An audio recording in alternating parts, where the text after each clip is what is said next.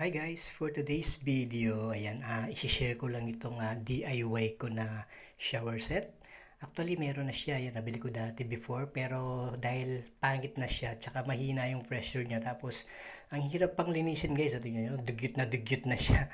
So, naisipan kong bumili ng mga fittings, tsaka yung, kung natatandaan nyo yung in-order ko sa TikTok na, ayan, yung parang shower head. So, ayan, bumili ko ng mga fittings. So, almost siguro yung mga fittings na yan nasa 500 lahat-lahat. Ayan, yung mga, tsaka yung mga tubo na yan, na kulay puti. Ayoko kasi yung blue eh. Medyo pangit kasi yung kulay blue, parang medyo halata din yung dumi doon. Ayan, bumili din ako ng pandikit. Ayan, yung mga diba yan, mga fittings at kasama pa yung aso ko, ayan, nakikisaw-saw pa siya dyan.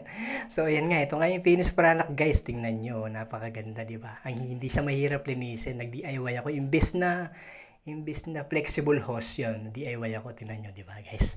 Mas malinis siyang tingnan, tsaka napakaganda ng shower, ang lakas pa ng pressure, tingnan nyo. Hindi katulad dati, talagang pangit talaga. So hanggang dito na lamang guys, maraming salamat. So ayun, senior ko lang sa inyo, baka may mga matutunan kayo. Bye-bye!